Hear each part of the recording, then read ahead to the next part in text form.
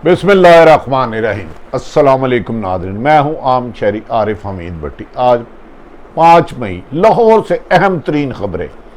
नाज़रीन, कभी कभार सियासत इबादत और ख़िदमत समझी जाती थी, लेकिन मफाद प्रस्त चंद सियासतदानों ने इसको लूट मार और अवाम से उनके हकूक़ छीनने का ज़रिया बना लिया। तो हम अच्छे सियासतदान भी हैं।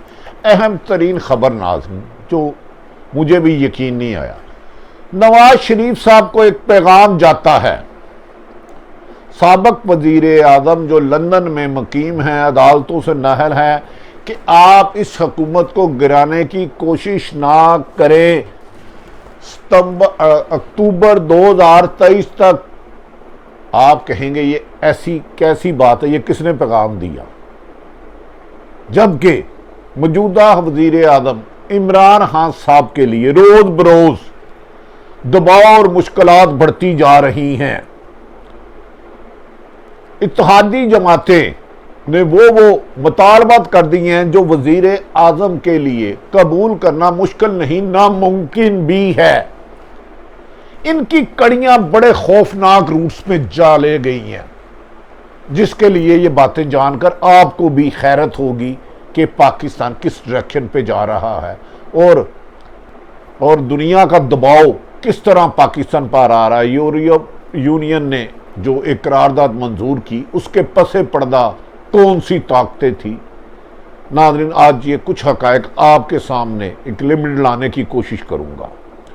पहले नाज़रीन हम आ जाते हैं कि वज़ीर आज़म पाकिस्तान पर दबाव कैसे बढ़ाया जा रहा है। और आजकल आप हर जगह सुन रहे होंगे, जब तक मोहतरम असद उमर साहब ने कहा कि वज़ीर आज़म किसी भी वक्त असम्बलियाँ तोड़ सकते हैं। ये बात कड़वा सच है, लेकिन वज़ीर आज़म के अकेले इख्तियार में नहीं असम्बलियाँ तोड़ना। उसकी बहुत सारी वजूहात हैं। एक, कोरोना का फैलाव। इन हालात में इलेक्शन मुश्किल नहीं, नामुमकिन है। एक तरफ पूरे मुल्क में हम लॉकडाउन कर रहे हैं, कारोबार मुअत्तल हो चुके हैं, लोग भूख से नढाल हैं। अगर ऐसे में वज़ीर आज़म पाकिस्तान मोहतरम इमरान खान असम्बलियाँ तोड़ते हैं, जिसे कि तोड़ने नहीं दिया जा रहा, तो क्या इलेक्शन कराना मुमकिन होंगे? आइन और कानून में तो 3 माह के अंदर अंदर मिड टर्म इलेक्शन कराने होते हैं, उसके अलावा उसकी कोई गुंजाइश नहीं है। ना ही ये हालात हैं इलेक्शन करवाने के। ऊपर से वज़ीर ख़जाना साहब नरे हमारे शौकत तरीन का कहना है कि IMF के साथ वादे जो किए हैं, अगर यही रहा तो 4 साल बाद पाकिस्तान डिफ़ॉल्ट खुदा ना खास्ता अल्लाह ना करे हो सकता है। ये साजिशों के बारिश एकदम वज़ीर आज़म की तरफ क्यों आ रही है? इसके पसे पर्दा खौफनाक हक़ाइक़ हैं, जिन्हें बयान करते हुए डर भी लगता है, और अल्लाह करे कि हमारा ये खदशा सच ना हो। नाज़रीन, पहले तो मैं वज़ीर आज़म पाकिस्तान की बात पे आ जाता हूँ। वज़ीर आज़म पाकिस्तान ने जब हुकूमत संभाली 2018 के बाद, तो उन्हें मजबूरन उन जमातों से इत्तेहाद करना पड़ा जो माजी में जिनके वो सख्त नाला थे, जिनके खिलाफ थे, जिन्हें पसंद नहीं करते थे, और जिनके बारे में अपने खदशात का इजहार दर्जनों मरतबा कर चुके थे। कोई डाकू है, कोई चोर है, कोई लुटेरा है, कोई मुल्क दुश्मन है। इस किस्म के इल्ज़ामात की एक लंबी फहरिस्त है, जो मैं कई रोज़ भी लगा रहूँ तो मुमकिन नहीं आप तक पूरी कर सकूँ। लेकिन हुकूमत बनाने का और रास्ता कोई नहीं था, क्योंकि हुकूमत बनाने के लिए वक्त के वज़ीर आज़म को जिसने बनना हो, एक 172 सादा अक्सरियत चाहिए थी, जिस पर उन्होंने MQM, काफ लीग और GDA को साथ मिलाया और बाप को। इन जमातों ने पहले दिन से ही वज़ीर आज़म पर दबाव डालना शुरू कर दिया कि मनपसंद वजारतें दें, नौकरियों के कोटे दें, तरक्याती काम अरबों खरबों के दें, जो कि वज़ीर आज़म आहिस्ता आहिस्ता वक्त गुजारते रहे। लेकिन दबाव बढ़ता गया, और दबाव यहाँ तक अब आ गया 3 साल बाद कि वज़ीर आज़म के लिए इन हालात में कहना है कि मेरे लिए मज़ीद ब्लैकमेल होना मेरे ज़मीर के ख़िलाफ़ है या मेरी तबीयत के बरक्स है। बहरहाल वज़ीर आज़म ने इस किस्म की बातें शुरू कर दी कि मैं असम्बलियाँ तोड़ सकता हूँ। उसकी वजह है कि काफ लीग जो उनकी इत्तेहादी है, उन्होंने कहा कि मोनोसलाई की आपने कमिटमेंट की थी मनपसंद वजारत देने की और हमें तरक्याती बजट दे, और ये बजट उन्होंने 7 जिलों का मांग लिया है। 7 जिलों का बजट काफ लीग ने मांग लिया जो अरबों रुपए में है। दूसरी तरफ MQM की खौफनाक शराइत आ गई है जो वजीर आज़म पूरा भी करना चाहे तो नामुमकिन है। उनमें क्या है, एक और वजारत दे शिपिंग की, और दूसरी इसके अलावा जो वजीर आज़म के दायरा इख्तियार में नहीं कि हमारे जो सेक्टर के दफातर थे जिसे पाबंदी लगाई गई थी इन तमाम को खोला जाए वरना हम बजट मंजूर नहीं होने देंगे। और हमारे मिसिंग पर्सन जिन्हें बाद लोग दहशतगर्द भी कहते हैं या कहते हैं कि वो मुल्क से खुद ही भाग गए, अफ्रीका चले गए, कहीं और चले गए हैं, उन्हें भी हर हाल में दें वरना बजट आप मंजूर नहीं कर सकते। अगर MQM और काफ लीग बजट में नहीं आती तो बजट मंजूर होना नामुमकिन और फिर खुद ब खुद हुकूमत चले जाएगी। जबकि जहांगीर तरीन इस वक्त फेवरेट बन चुके हैं, उनके साथी लोग जहांगीर तरीन की एक कॉल पर इस्तीफा देने के लिए भी तैयार भी हैं, बजट से एब्सेंट होने के लिए भी तैयार है और बजट की जाके मुखालफत करने के लिए भी तैयार है। वजीर आज़म अब इस जगह पर खड़े हैं, आगे खाई है पीछे समुंदर है, उनके लिए रास्ता कोई नहीं है। इसलिए उन्होंने मजबूरन ये बात बाहर भिजवाई कि मैं असम्बलियां तोड़ सकता हूं, मैं ब्लैकमेल नहीं होऊंगा। तो बज़ाहिर बादिउल नज़र में इस हुकूमत का 5 साल पूरे करना मुश्किल नहीं, काफ़ी मुश्किल नज़र आता है क्योंकि हालात वज़ीर आज़म के दायरा इख्तियार से बाहर होते जा रहे हैं। जहांगीर तरीन ने इतनी पावर शो कर दिया कि वज़ीर आज़म की पंजाब में और वफाक में हुकूमत ख़त्म करना चुटकी की बात है। अब बताते हैं नाजरीन साजिशों की चालें, शतरंज की चालें। नवाज शरीफ और मरियम नवाज अचानक क्यों कहती हैं कि इस हुकूमत को 5 साल पूरे करने दे, हमने नहीं गिराना, इसकी उन्होंने मुखालफत भी कर दी। लोग हैरान थे क्यों है। इसके बाद जब मैंने एज एक रिपोर्टर तहकीकात की तो उनको अहम तरीन शख्सियत जो सियासी नहीं है उन्होंने कहा कि 2023 के अक्टूबर में मुझे बहुत बड़ी अहम जिम्मेदारी मिलने वाली है, आप उस वक्त आए। उनका राब्ता वज़ीर आज़म साबिक़ वज़ीर आज़म नाहल वज़ीर आज़म से पहले भी था।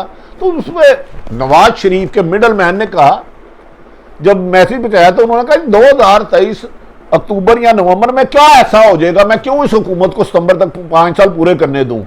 उन्होंने कहा याद रखें अगर इन हालात में इलेक्शन होते हैं नवाज शरीफ और मरियम सजा याफ्ता हैं, वो इलेक्शन नहीं लड़ सकती, शहबाज और हमजा सारे फायदे ले जाएगा, हुकूमत वो बना लेगा, वोट बैंक तो मियां साहब आपका है।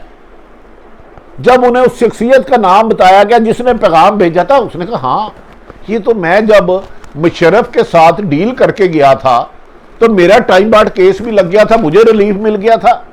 उस पर उन्होंने मरियम को कहा कि आप इस हुकूमत को गिराने की कोशिश ना करें, तनकीद जारी रखें, लेकिन कोशिश करें ये हर हाल में हुकूमत अक्टूबर तक 2023 तक जाए।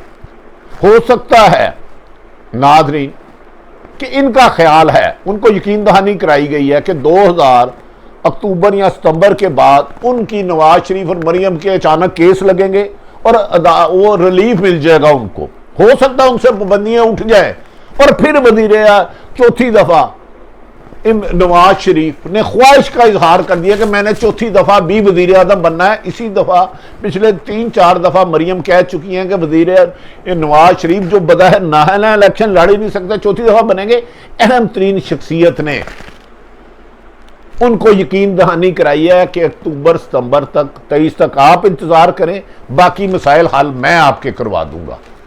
अब उसको कहना चाहिए नहीं कहना चाहिए ये एक बड़ी लंबी बात है, लेकिन मरियम नवाज ने एक खुफिया मीटिंग में कहा खबरदार अदम एतमाद शहबाज शरीफ भी कहे तो नहीं करना, नवाज शरीफ भी कहे तो नहीं करना। ये बात आज तक मैं आपको जिम्मेदार जराए से एक रिपोर्टर कहता हूं। शहबाज शरीफ और मरियम नवाज, शहबाज शरीफ और हमजा को नहीं पता कि नवाज शरीफ को ऑफर किसके जरिए की गई है कि आप 23 सितंबर तक इंतजार करें। इसी यकीन से मरियम को है कि अगर सितंबर 23 तक ये हुकूमत रहती है, डिलीवर नहीं कर रही, इत्तेहादी इसको ब्लैकमेल कर रहे हैं, वो इमरान हाँ मजबूरन होकर बजट पास कराने के लिए इनकी नजायज बातें मानेगा और परफॉर्मेंस और बुरी होगी, महंगाई और ज्यादा होगी, बेरोजगारी ज्यादा ये होगी। इत्तेहादी जमातें तो जाके अगले इलेक्शन में यकीनन अलग होकर अपना अपना इलेक्शन लड़ेगी। काफ लीग भी पीटीआई से अलग हो जाएगी, जीडीए भी अलग हो जाएगी, एमक्यूएम भी अलग हो जाएगी, बाप भी अलग हो जाएगी।